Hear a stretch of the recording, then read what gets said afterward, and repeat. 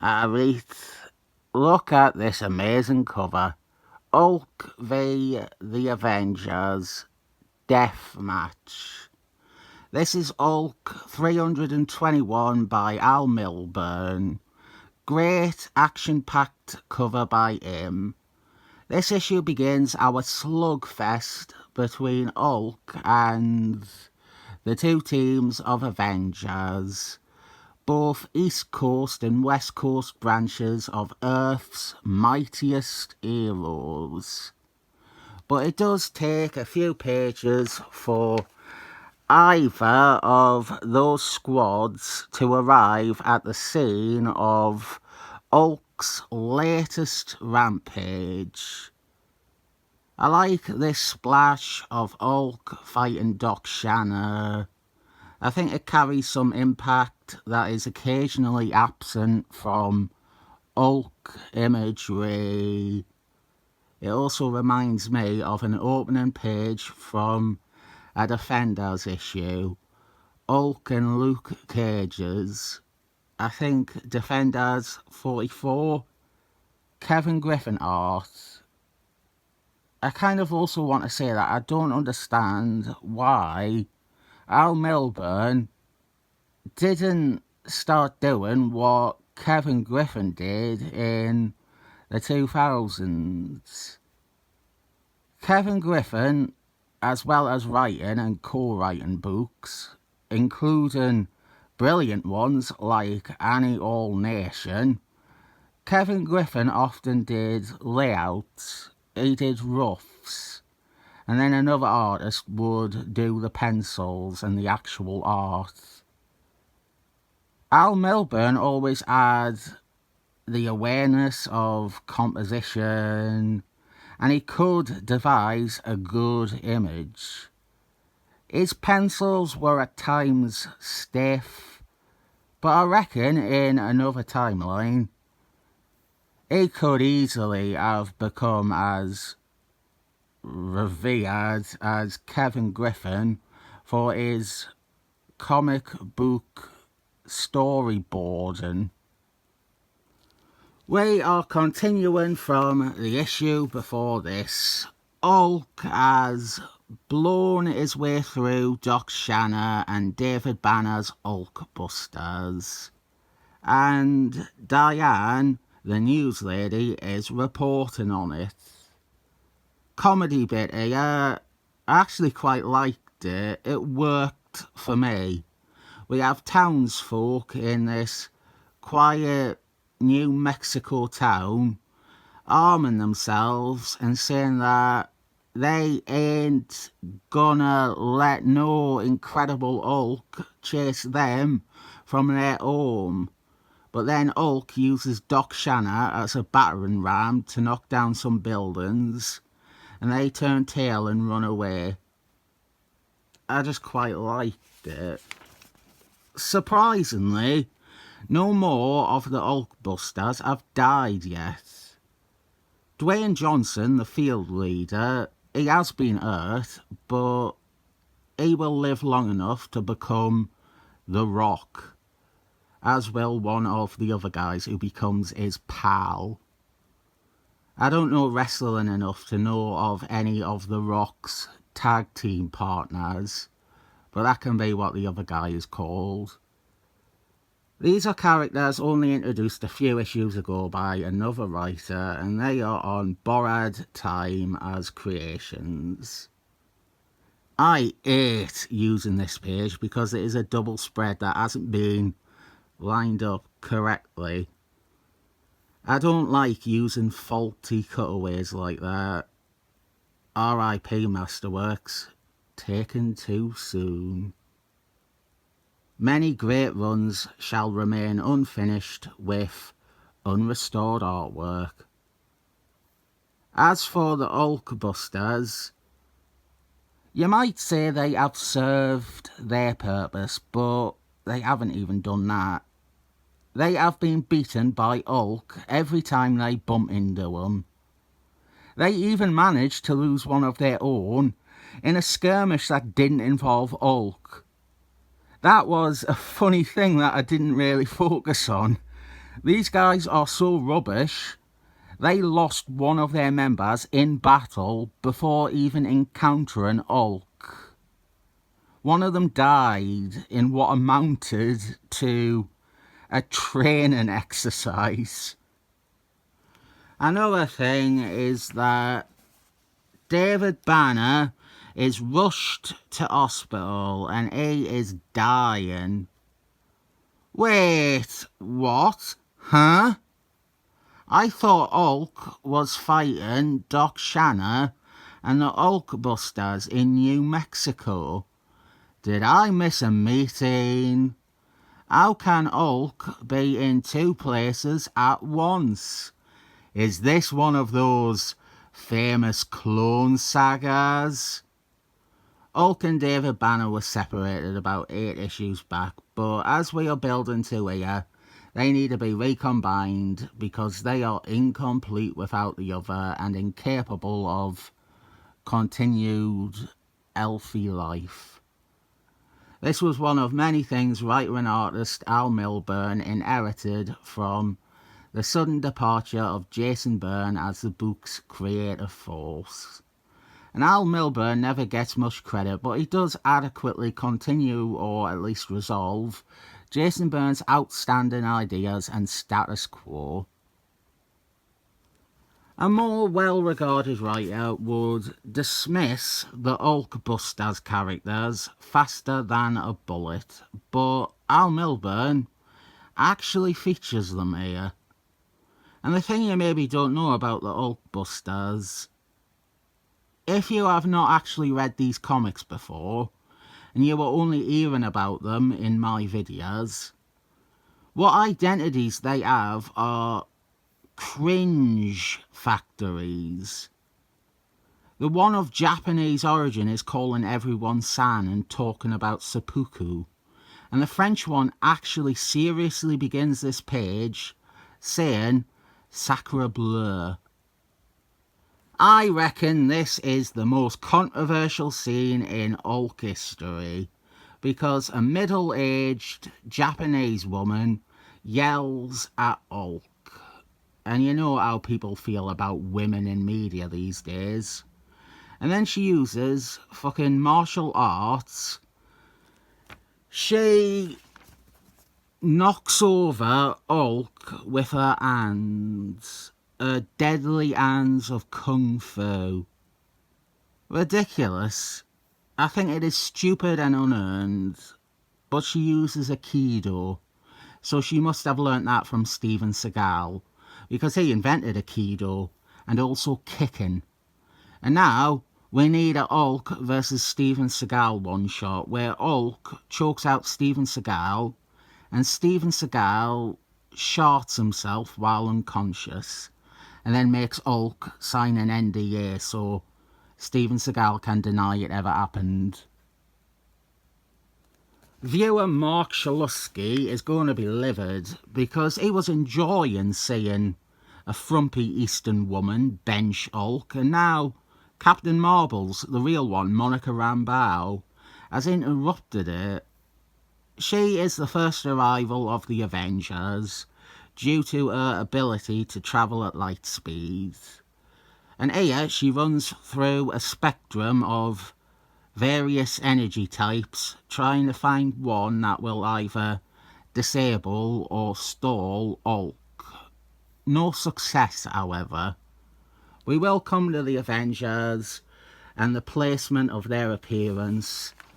But first, we cut back to Avengers House, where we find Fantastic Force. Huh?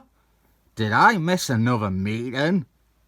Fantastic Force temporarily lodged with the Avengers following Christoph Christopherson, Mr. Doom's adoptive son, sending their headquarters off into space.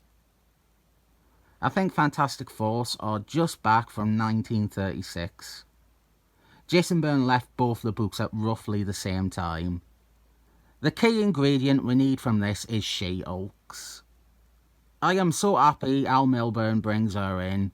Not just because she has reason to be there and the story needs her, but having her with the Avengers for this means we are closer to having a complete set of my dream team of this era. Just need Thor with his beard. I wish Thor with his beard appeared with the Avengers in this story. That would make it perfect.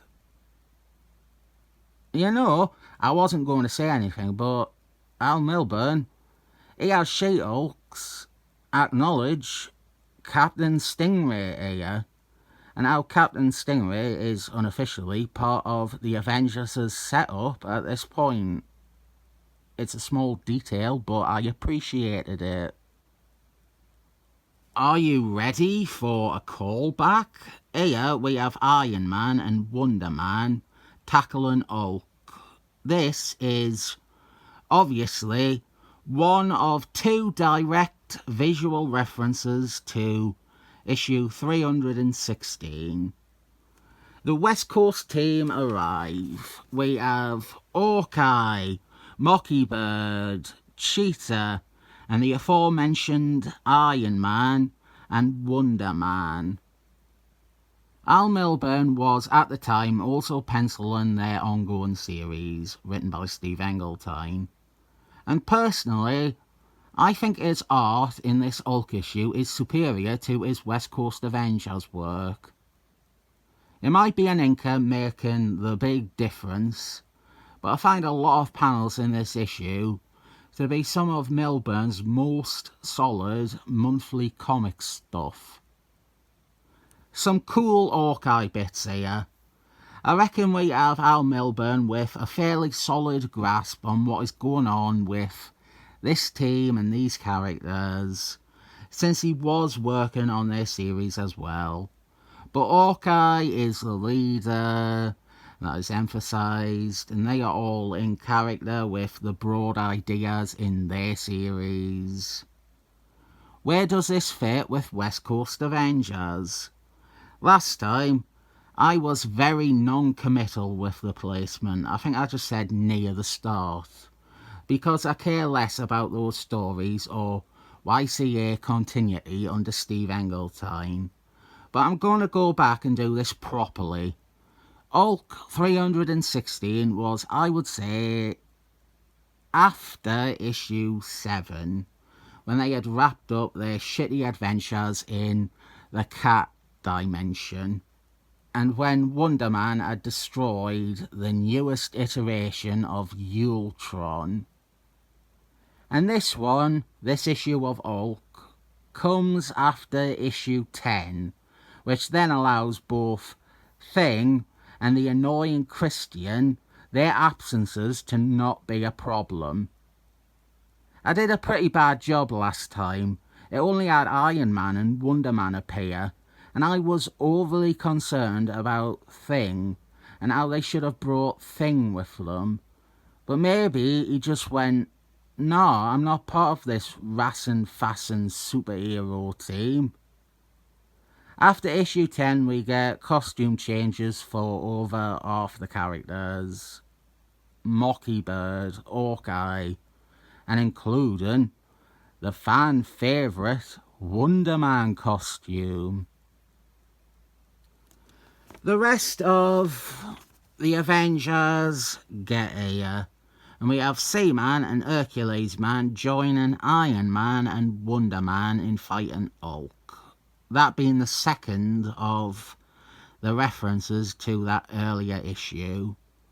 Those four were the Avengers sent to try and stop Hulk.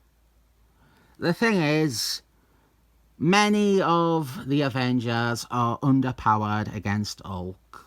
Captain America, Hawkeye, Darth Knight, and then you have ones like Cheetah or Wasps, who probably aren't going to be all that useful facing them either.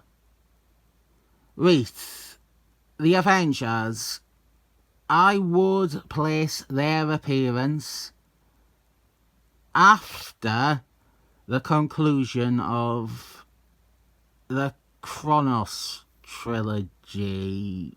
Time and time again, the once and future Kronos. I can't remember what it is officially called. The key thing is that it comes when Seaman is still on the team. That is before our annual, because by then the West Coast team have those new costumes. For the sake of it, Captain America would have just defeated Scourge in his mag. And I think maybe we've just had his annual, the one with Wolfman. Seaman and Hercules Man appear in his series. It's a very tight window, starting in Secret Wars II and ending a few months later where Seaman and Hercules Man are both on the team. So our heroes start discussing what to do with Hulk. Captain America champions not killing him, but Seaman and Hercules Man, and then Iron Man, they all think that killing Hulk is the only way they can deal with the Beast. This is obviously a very appealing action issue, but we also have a subplot scene with Harrison Ford. He visits Dickie Jones in hospital, and Harrison Ford tries and does not succeed at apologising for shooting Dickie Jones.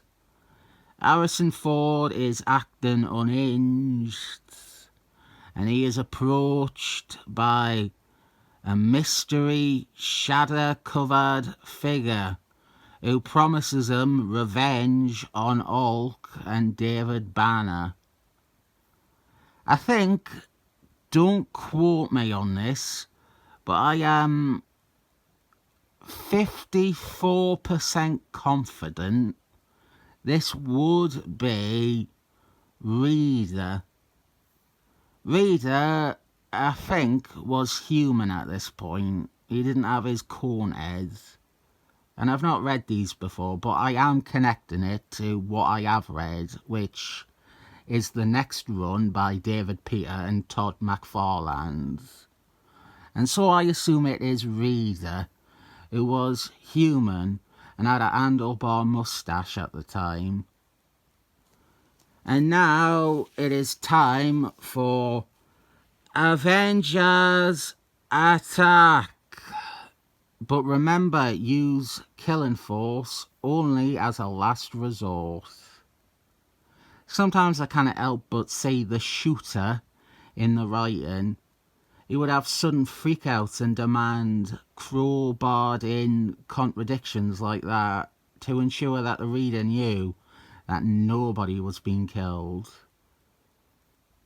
We also have the multiple tangents mid-fight to exclaim that everyone in this town has evacuated by now.